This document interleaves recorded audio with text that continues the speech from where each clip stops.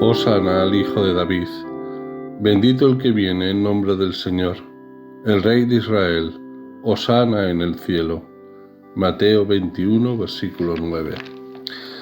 Bienvenidos hermanas y hermanos a esta nueva emisión de su programa Crecer Juntos aquí en Radio Anglicana. Estamos con Lucas, el evangelista de la ternura de Dios. Y habíamos comentado la parábola del buen samaritano, pero por falta de tiempo o porque no me organizo bien, me queda una pequeña síntesis final que antes de entrar con los discípulos de Emaús me gustaría comentarles. Bueno, pues sin perder más tiempo vamos a ello. Un maestro de la ley era un personaje dedicado a la enseñanza de la ley judía contenida en la escritura y transmitida por la tradición oral. Además juzgaba y discernía la mejor manera de aplicar la ley del Antiguo Testamento a cada circunstancia concreta de la vida.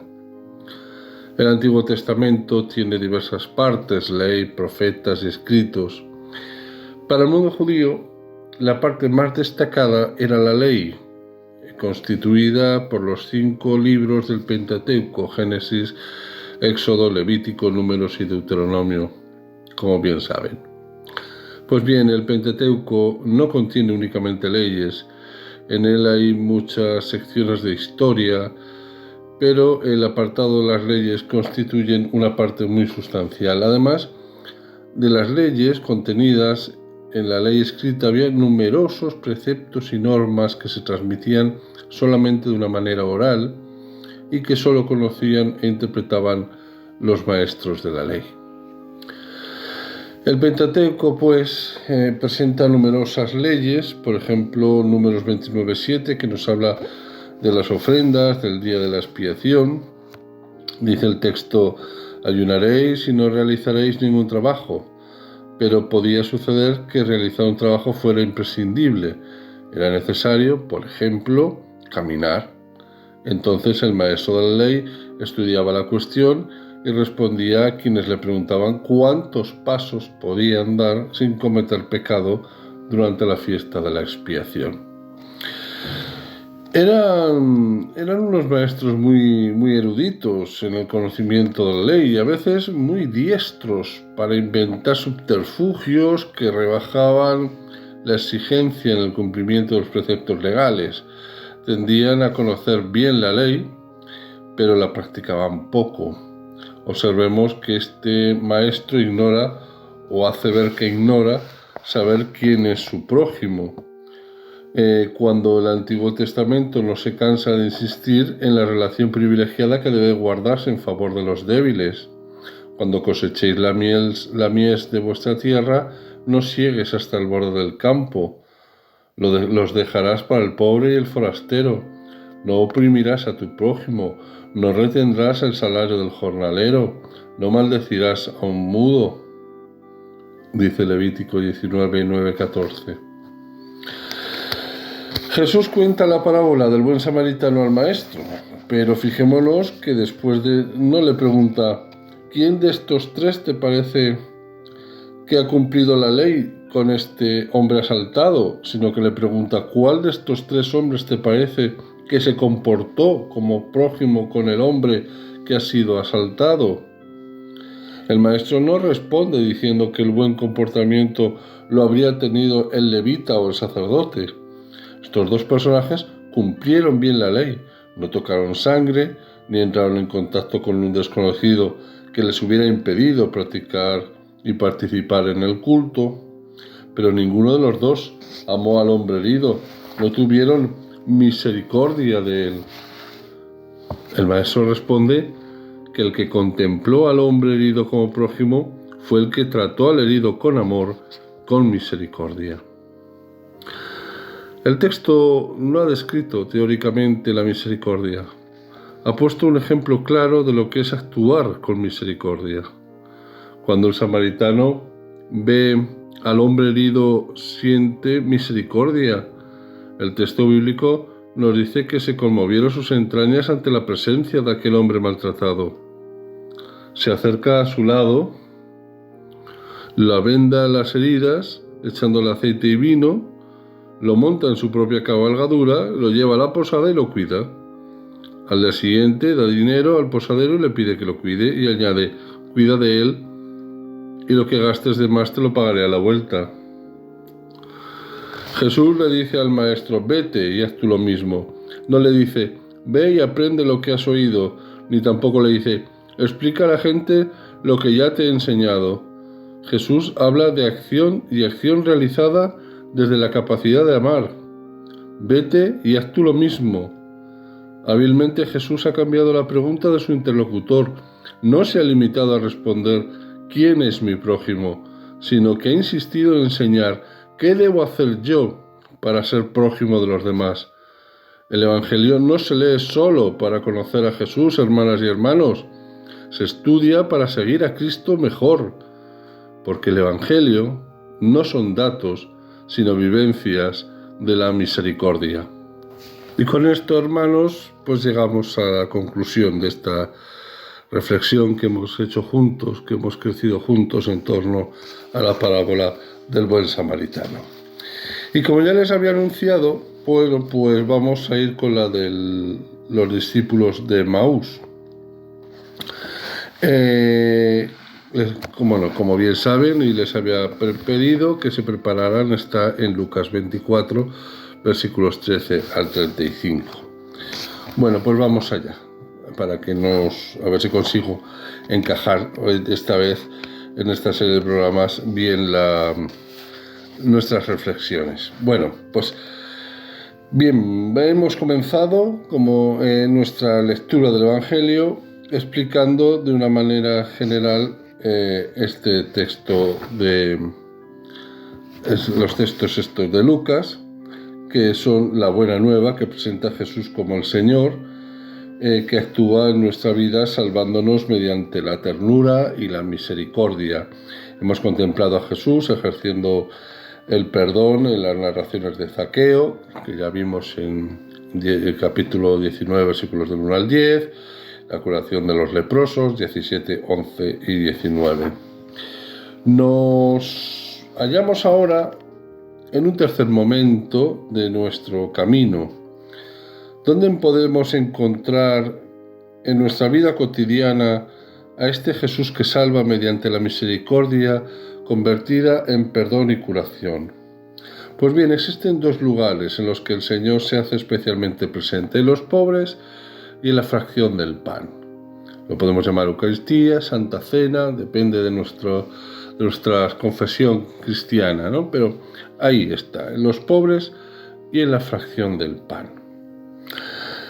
En la parábola del buen samaritano que acabamos de concluir, Jesús es el hombre apaleado y herido que yace al borde del camino. Nosotros somos el buen samaritano que en el camino de su vida se encuentra con Jesús sufriente. Cuando socorremos a un pobre, y esto lo sabemos de memoria, el problema es cómo lo practicamos, es al mismo Jesús a quien prestamos ayuda. En el fragmento del viaje de los discípulos de Emaús que comenzamos hoy, somos nosotros quienes recorremos el camino de la vida. Entonces Jesús sale a nuestro encuentro y con su misericordia nos vivifica a la vez que nos confiere nuevos ánimos. Vamos a situar esta historia, esta perícopa en el conjunto del Evangelio. La narración de los discípulos de Emaús, que como hemos dicho y sabemos está en el capítulo 24, versículos de 13 al 35, se halla ubicada al final del texto evangélico en los capítulos concernientes a la pasión y resurrección del Señor. precisamente los textos que vamos a contemplar estos días en nuestras celebraciones. Concretamente en el conjunto de las apariciones de Jesús a sus discípulos. El capítulo 24, versículos del 13 al 49. Jesús es condenado a muerte, crucificado, 23, 13, 49.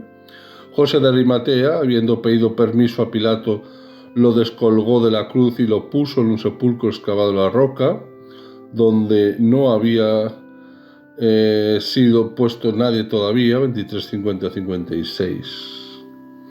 El primer día de la semana, las mujeres van al sepulcro con la intención de embalsamar el cuerpo de Jesús. Observan que la piedra ha sido retirada, entran en el sepulcro, pero no hallan el cuerpo de Cristo. En aquel momento les sale al encuentro dos hombres vestidos de blanco, diciéndoles: ¿por qué me buscáis entre los muertos al que está vivo? No está aquí, ha resucitado, 24:6.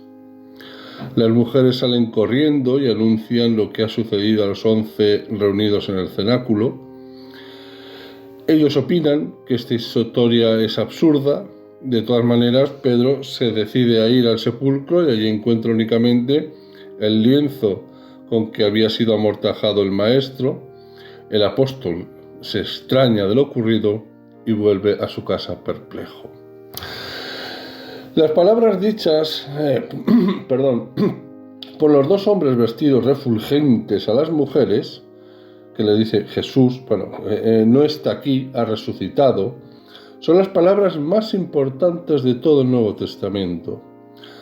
Si, hipotéticamente, pudiéramos borrar de sus páginas esta revelación, no restaría nada para un creyente. De alguna manera podríamos decir que el Nuevo Testamento no es otra cosa sino un comentario a esta experiencia de fe.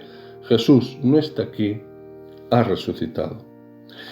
Notemos además dos detalles especialmente importantes.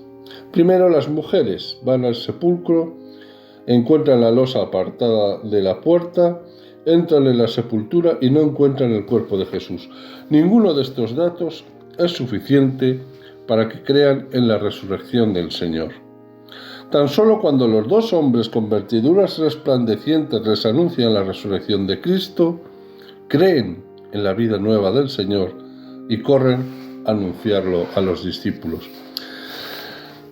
El segundo detalle: Pedro escucha el testimonio de las mujeres, pero no le convence. Qué raro.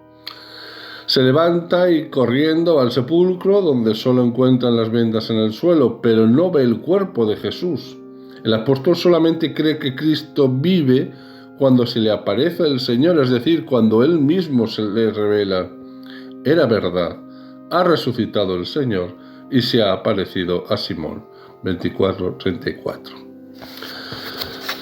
Los dos grandes hitos de nuestra fe, hermanas y hermanos, la seguridad de que Dios es un Padre bueno, la confianza en el reino de Dios, la certeza de la resurrección de Jesús, no los conocemos a través de datos puramente objetivos. Los grandes acontecimientos de nuestra fe son hechos de revelación, son la palabra que el mismo Dios nos comunica. Las grandes verdades de la fe las recibimos en el corazón y las comprendemos con la inteligencia. Pedro y las mujeres creen en la resurrección de Jesús cuando el mismo Cristo se les ha revelado como el Señor resucitado. Después su inteligencia, capaz de analizar los datos empíricos, es capaz de comprender el sentido de que en la sepultura está ausente el cuerpo de Jesús y las vendas están esparcidas por el suelo. Únicamente un corazón humilde y sencillo es capaz de recibir en su seno la revelación del Dios viviente. Aquel mismo día, hermanas y hermanos, en que las mujeres y más tarde los discípulos han recibido la revelación del Señor resucitado, acaece la historia de los discípulos de Emaús. La vamos a ir preparando, lo dejamos aquí, se nos ha echado el tiempo. Vamos a leer esta narración, cada uno en su momento, en su cuarto, donde escoja mejor encontrarse con la palabra de Dios, pero desde una perspectiva concreta. El Señor resucitado sale a nuestro encuentro en el camino de la vida cuando celebramos la fracción del pan. Nos vamos a fijar vamos a ver esta narración desde ese prisma. Sale a nuestro encuentro en la fracción del pan. Venga, lo dejamos ahí. Acuérdense, Lucas 24, 13 y 35, para seguir el programa que viene. Me despido, que el tiempo está ahí corriendo.